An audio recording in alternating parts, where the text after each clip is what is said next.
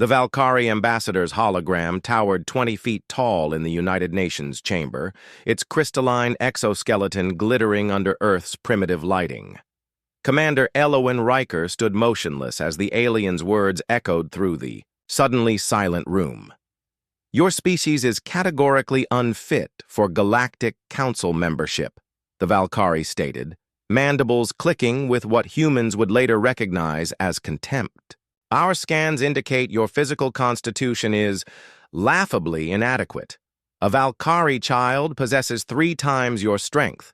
The Murtsoth breathe toxins that would dissolve your lungs. Even the peaceful Arethi survive radiation levels that would render your planet uninhabitable." Elowen's jaw tightened, but she maintained diplomatic composure.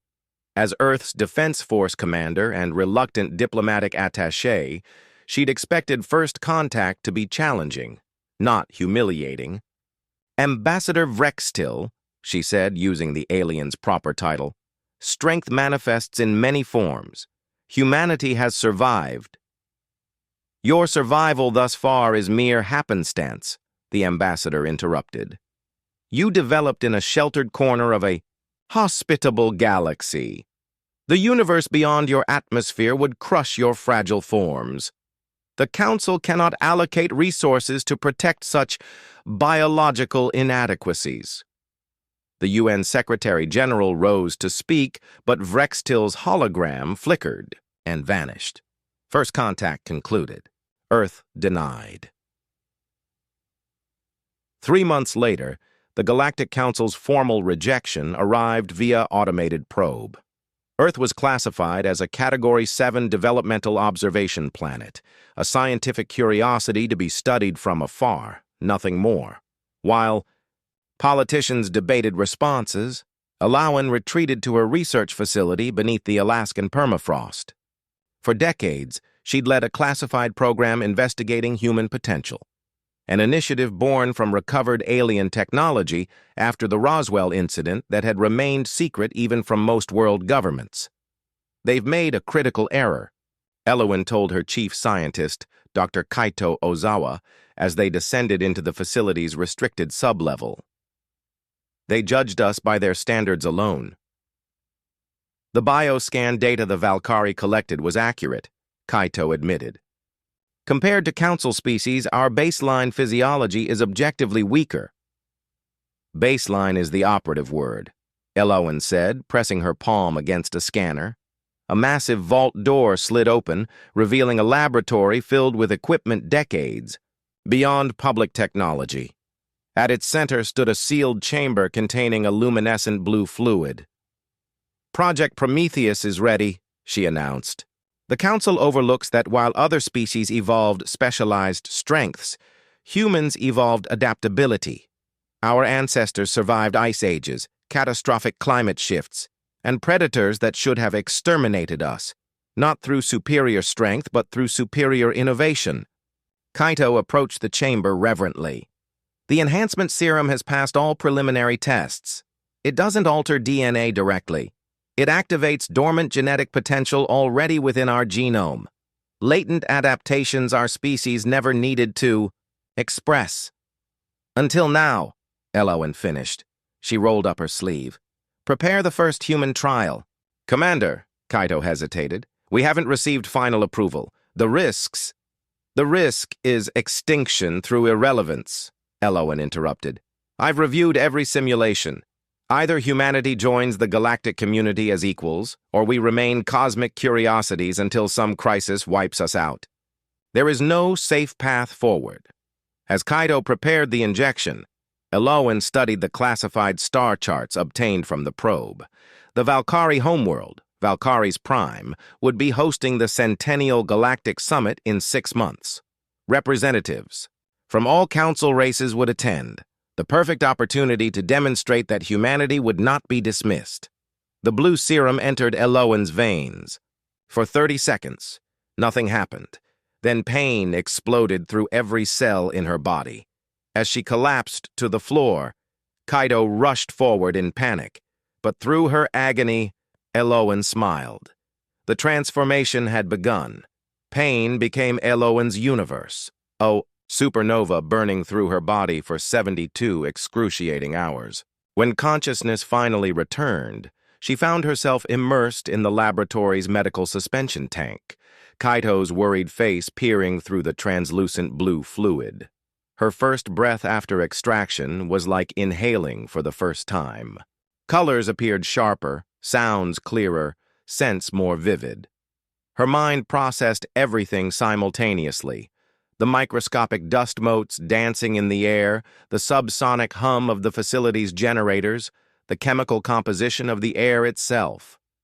Remarkable, Kaito whispered, examining bio-readings that scrolled across his tablet. Your muscle density has increased by 300%. Bone structure reinforced with carbon nanofiber-like structures. Neural processing speed, off our measurement scales. Elowen flexed her fingers, watching as the skin briefly turned translucent, revealing a latticework of enhanced tissue beneath. Side effects? None we can detect yet, Kaito replied. Your body appears to have undergone controlled evolution, activating dormant genetic potential that humans may have developed in a more hostile environment. You're still human, just an optimized version. Over the following weeks, Elowen mastered her transformed body. She could adjust her metabolism at will, strengthen her skin to resist extreme temperatures, and process oxygen with triple the efficiency. In combat simulations, she moved faster than tracking cameras could follow. The serum works differently for each subject, Kaito explained as the first volunteer test subjects recovered from their transformations. It identifies environmental pressures and adapts the human genome accordingly. Frost Nilsson, a former Arctic expedition leader, could now survive in temperatures that would freeze normal human tissue solid. Dr. Leila Okoro, an atmospheric scientist, discovered she could hold her breath for nearly an hour while her enhanced cells processed minimal oxygen, but not all transformations succeeded. 20% of subjects experienced rejection, their bodies unable to handle the radical changes. They were stabilized but never transformed, a sobering reminder of the program's experimental nature. As summer turned to fall, 47 humans completed successful transformations. Their abilities varied, but all demonstrated enhancements, far beyond baseline human capacity. The question remained, would it be enough to challenge the Galactic Council's assessment?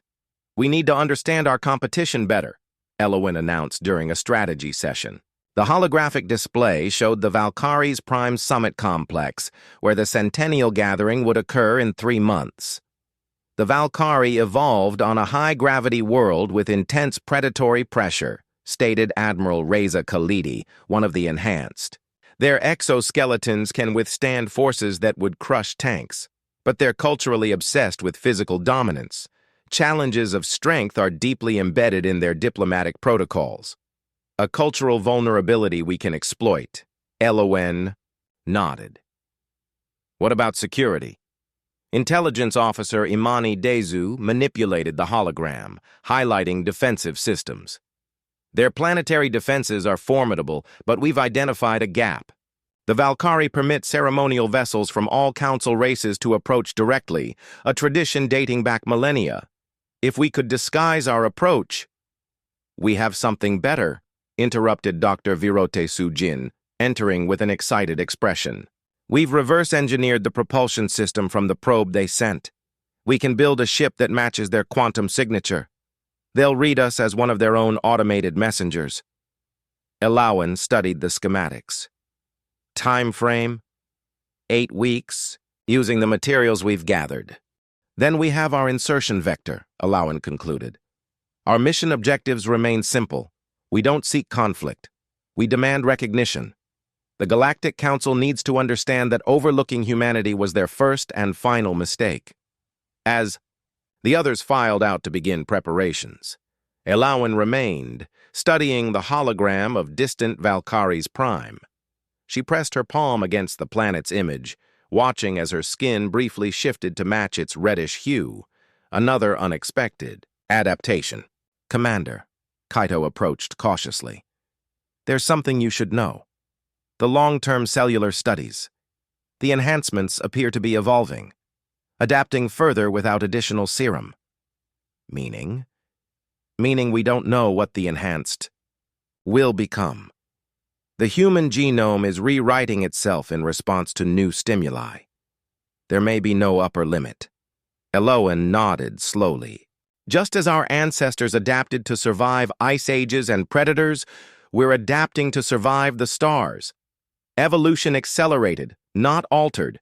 She closed her fist, collapsing the hologram. Exactly as intended.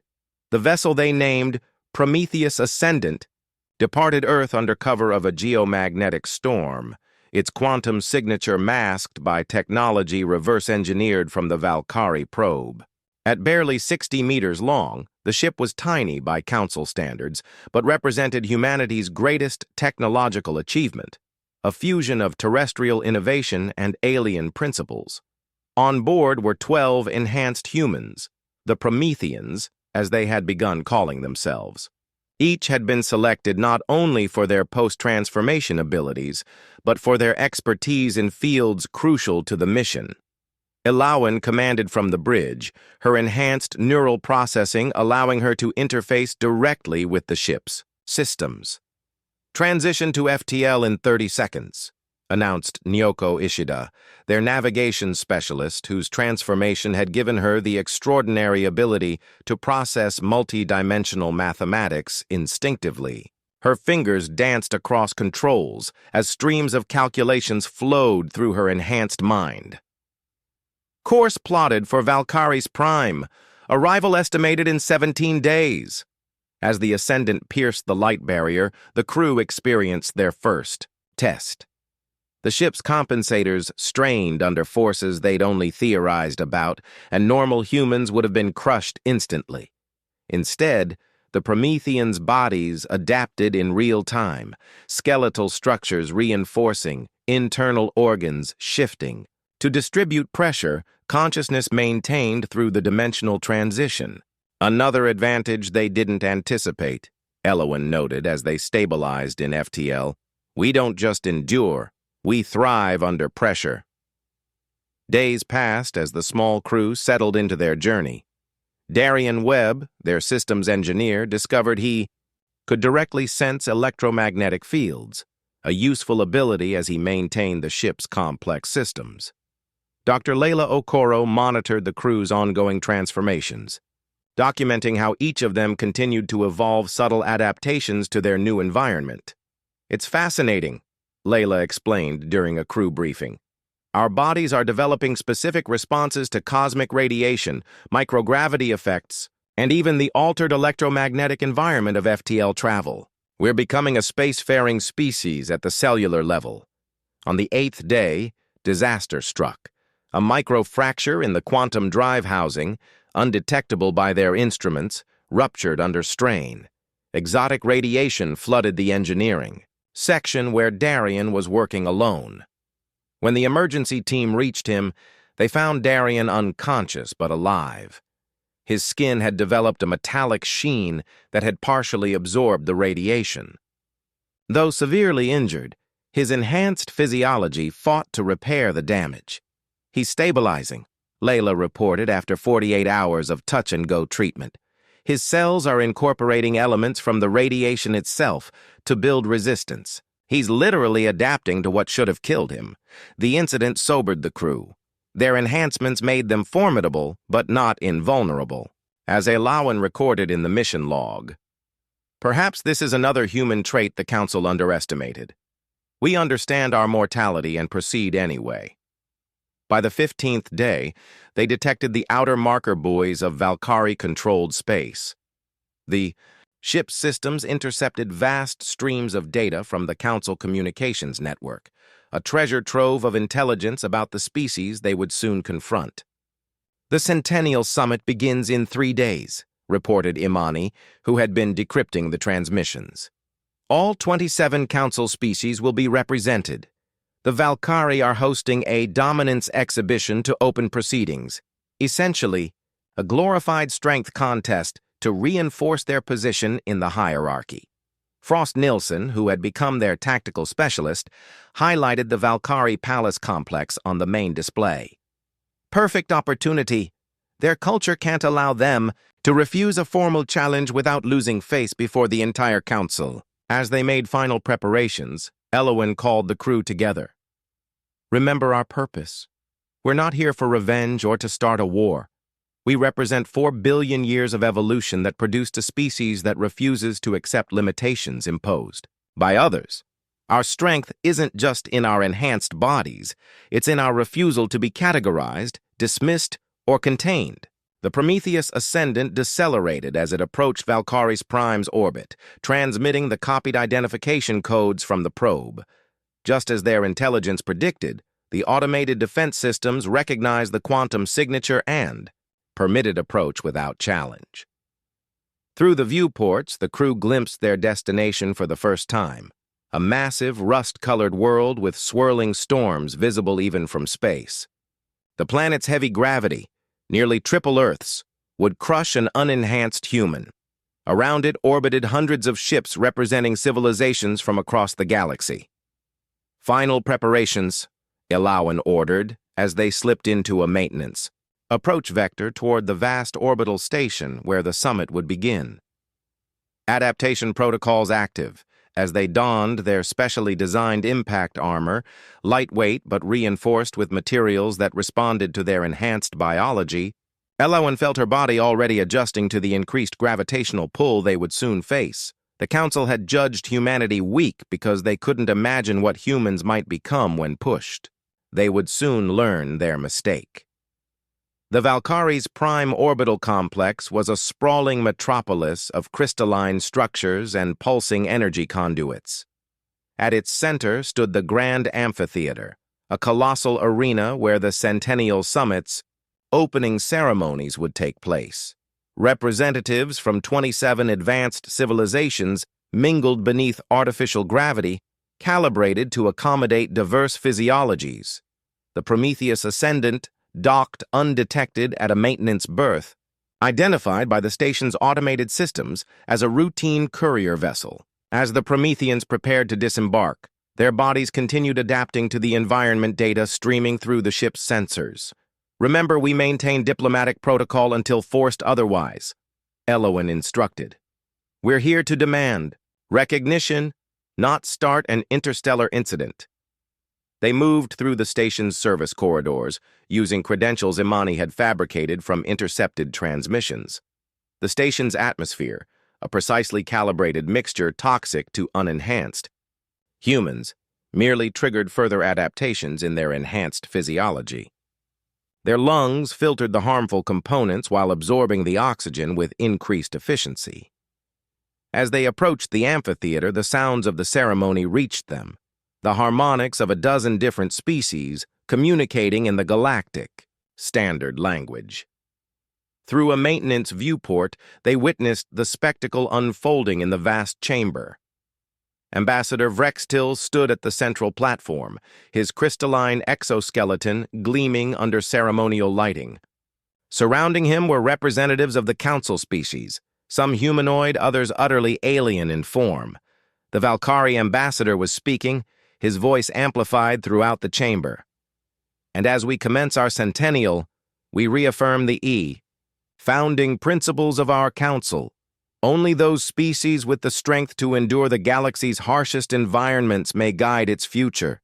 The weak may be studied, protected in their ignorance, but never permitted to dilute our collective power. A ripple of agreement passed through the assembly.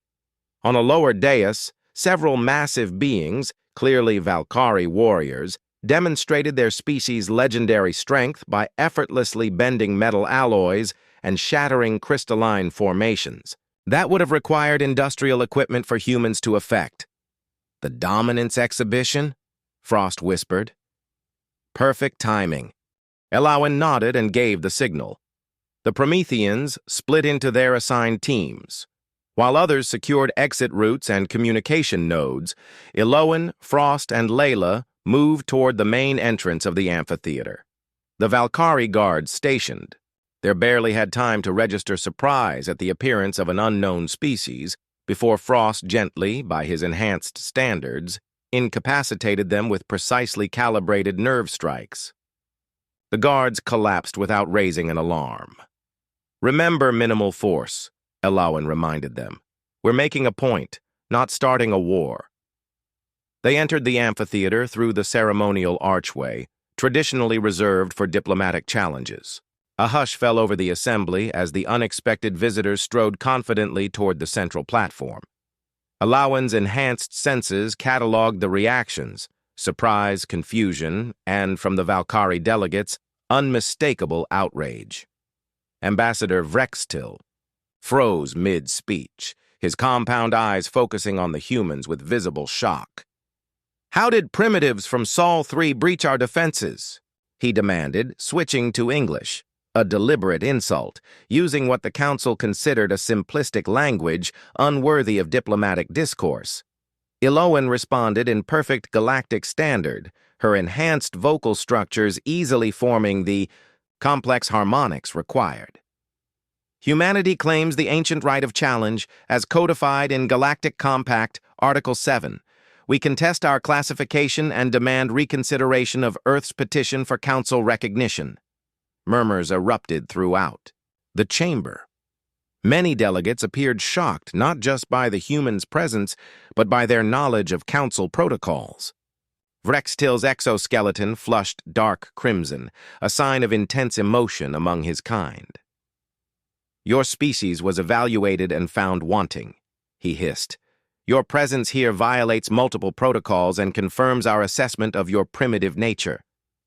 "Then, you should have no concern accepting our challenge," Elowen replied evenly, "unless you fear the outcome."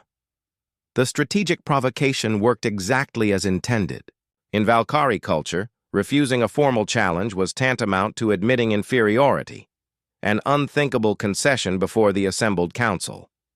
Vrextil's mandibles clicked rapidly in agitation. "Very well. The challenge protocol requires demonstration of the 5 survivability standards. No human could possibly—" "I will complete all 5, Elowen interrupted. "Immediately." A wave of disbelief swept the chamber. Even among council species, completing all 5 trials was considered exceptional. Most member races specialized in 1 or 2 areas, forming symbiotic relationships with complementary species. The Valkyrie ambassador gestured sharply, and the central platform reconfigured itself. 5 stations appeared, each designed to test a different aspect of survivability: strength, toxin resistance, radiation tolerance, neurological processing, and adaptability. "Your primitive form will fail at the first test," Vrextil predicted coldly.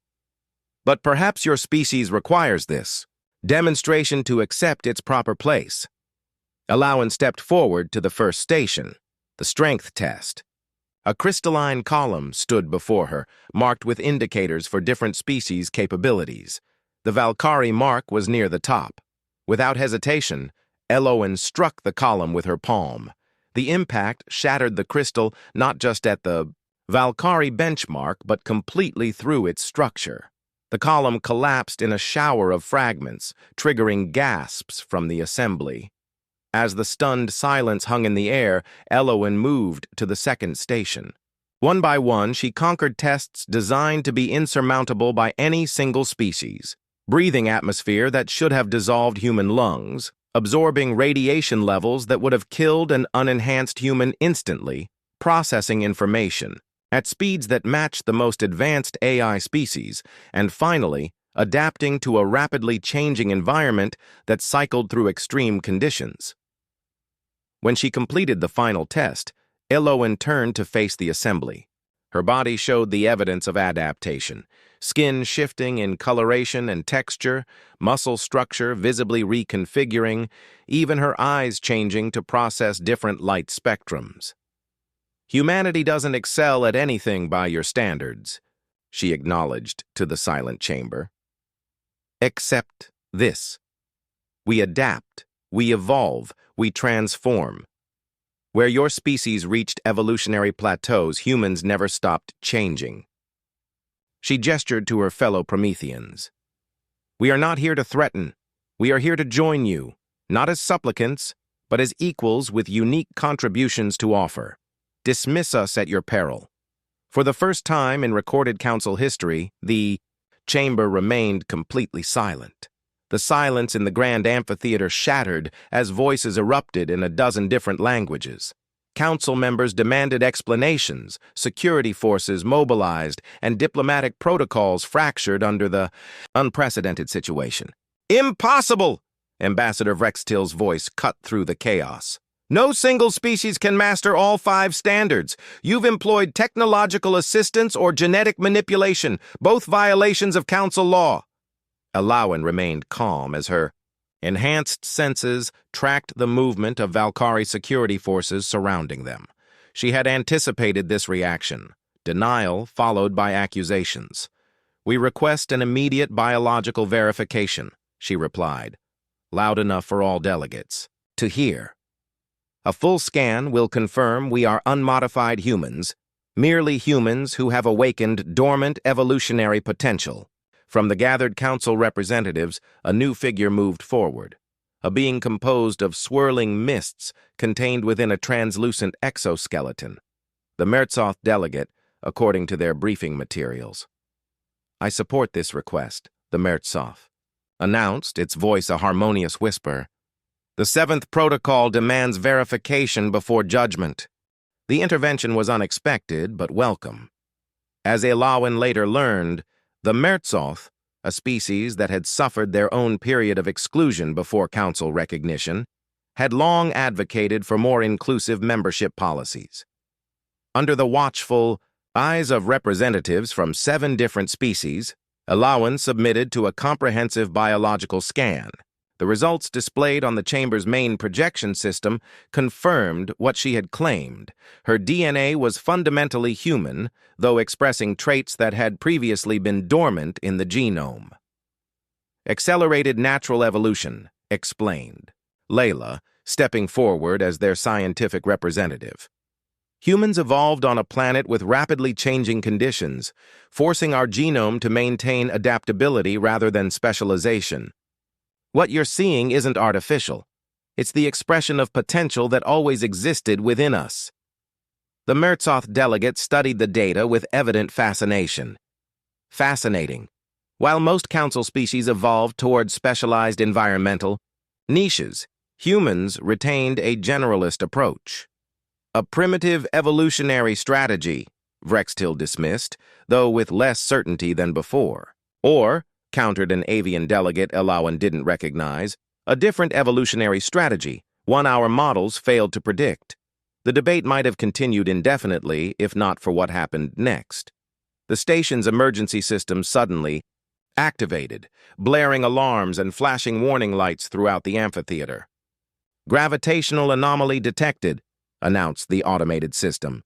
"Structural integrity compromised in sectors 7 through 12. Evacuation protocols initiated." Screens throughout the chamber displayed the cause. A microfracture in the station's primary gravitational regulator was cascading into system-wide failure. The colossal structure, home to thousands of delegates and support staff, was beginning to tear itself apart. The Valkyrie security chief barked orders as panic spread through the assembly. "Escort protocols activated. All delegates to emergency. Transport vessels immediately." In the chaos that followed, Alawan made a decision that would reshape humanity's galactic standing.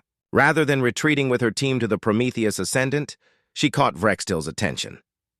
"Ambassador, your engineers will need at least 20 minutes to reach the gravitational core. The station will experience catastrophic failure in 18. Her enhanced mind had already calculated the collapse timeline from the available data. "We can help." The Valkyrie's compound eyes fixed on her, mandibles twitching in calculation. Pride battled with pragmatism, and pragmatism won. "What do you propose?" "My team includes specialists who can navigate the radiation zones between here and the core. We can stabilize the system long enough for proper repairs and evacuation." Without waiting for permission, Alawan signaled her team. Darien, whose radiation resistance had further evolved after his earlier exposure, moved forward with Frost and two others who had developed complementary abilities during their journey. What followed became legendary in Council records. As evacuation proceeded, the human team fought their way through collapsing corridors and radiation levels that would have killed most Council species instantly.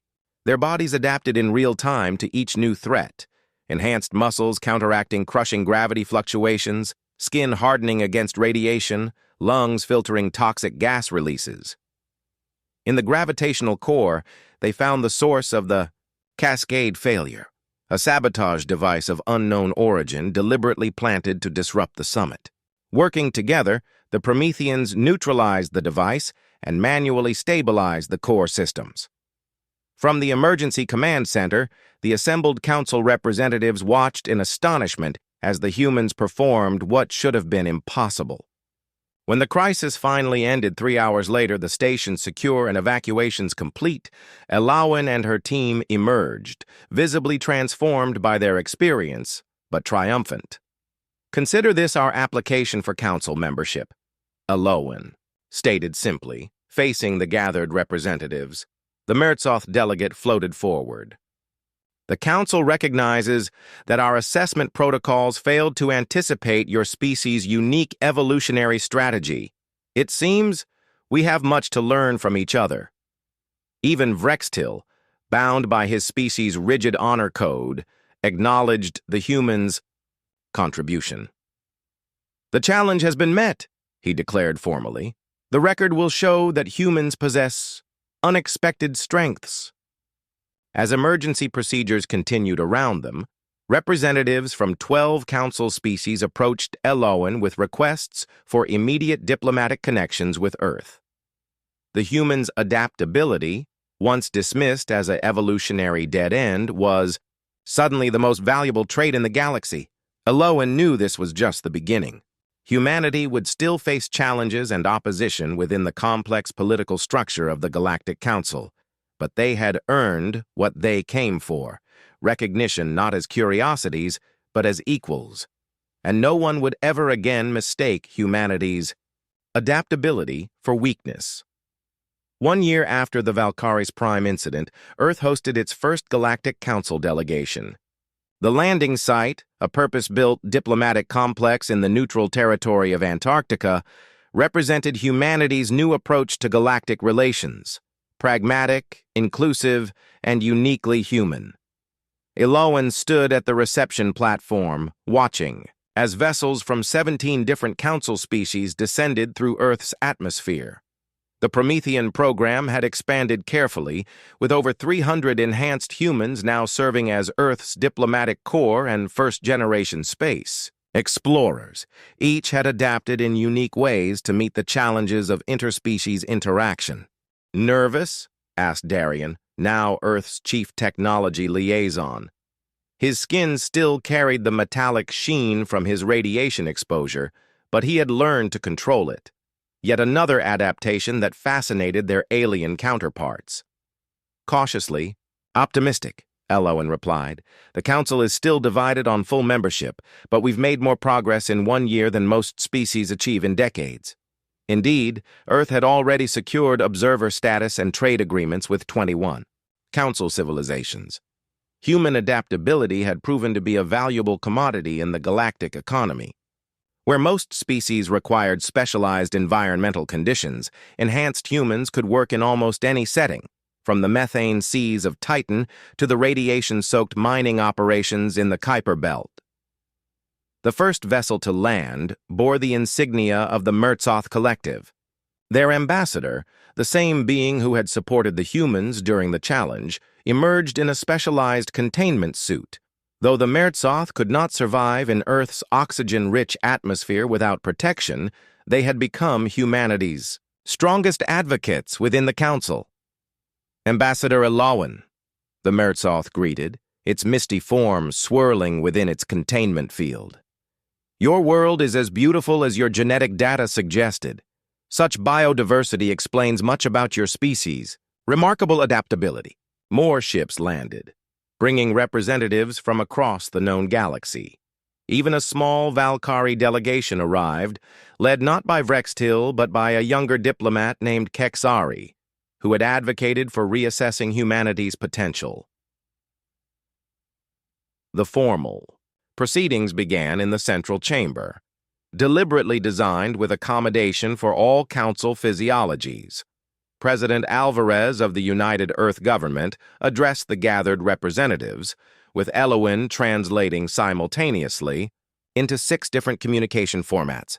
Earth does not seek to disrupt the balance of power within the Galactic Council, the president assured the delegates. We seek to complement it. Where others have specialized, we have remained adaptable. This is not weakness, as once thought, but a different kind of strength, one that the galaxy may need in facing unknown challenges. As the diplomatic formalities continued, Elowin received an urgent communication from the orbital monitoring station.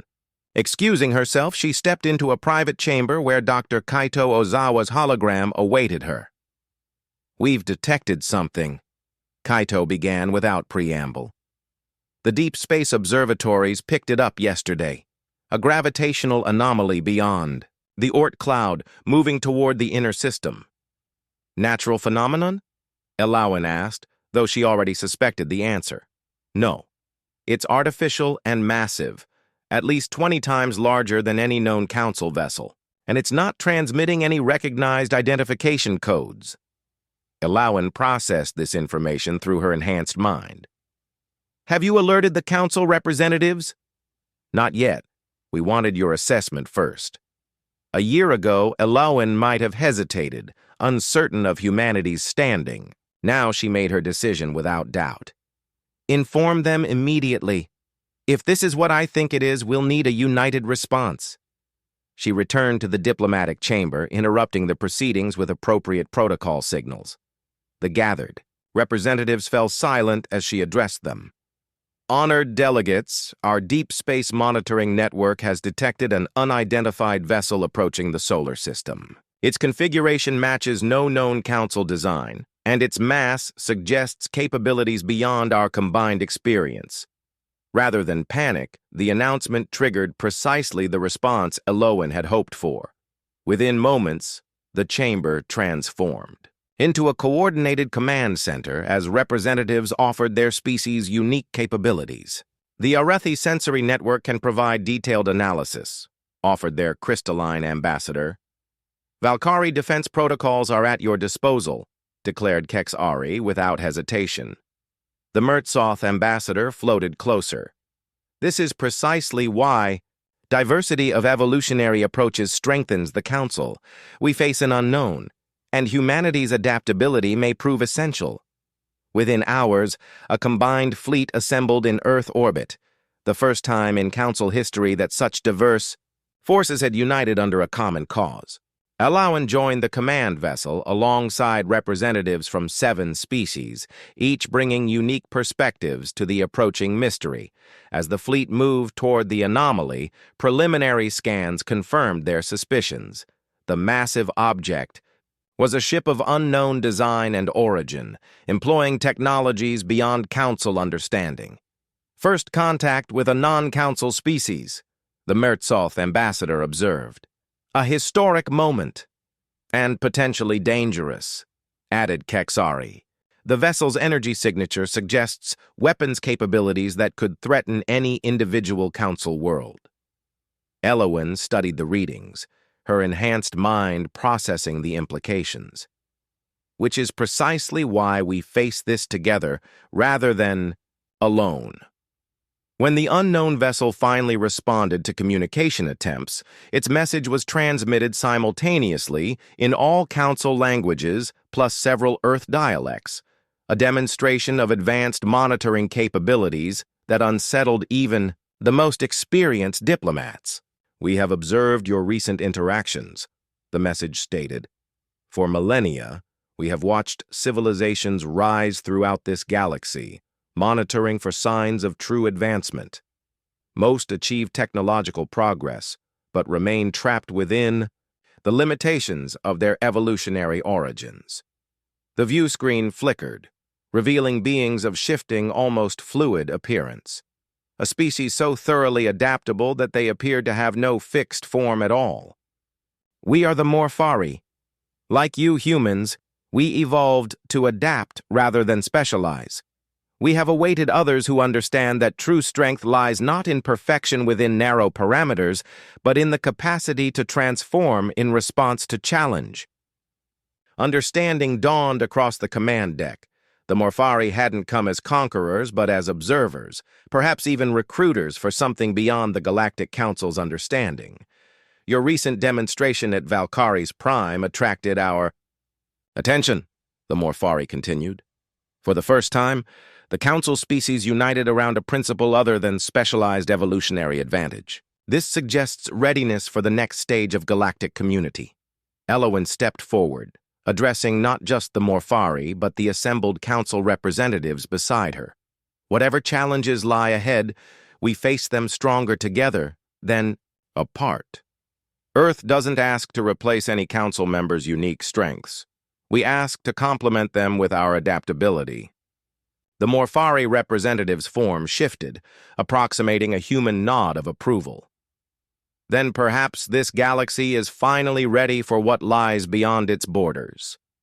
There are older civilizations waiting to establish contact, civilizations that have monitored this region for signs of genuine cooperation across evolutionary divides. As the implications of this revelation rippled through the command deck, Elowen exchanged glances with her fellow diplomats. The galaxy was vastly larger and more complex than any of them had imagined, and humanity's place in it would be defined, not by physical strength alone, but by their capacity to adapt, collaborate, and transform. The Valkyrie representative Kexari approached Elowen, mandibles clicking in what she now recognized as respectful acknowledgement. It seems your species' evolutionary strategy was not primitive after all, but simply ahead of its time. Elowen smiled. Not ahead or behind, just different. And in difference there is strength. As negotiations with the Morphari began, opening possibilities none had imagined, Elowen reflected on how far humanity had come since that first dismissive contact with Ambassador Vrextil. The aliens had laughed at Earth's physical limitations, never understanding that true strength lay not in what you are, but in what you can become. The universe was vast and full of wonders waiting to be discovered, and humanity would face them, as they always had, adapting, evolving, and transforming whatever limitations others tried to impose upon them into the very strengths that defined their future among the stars.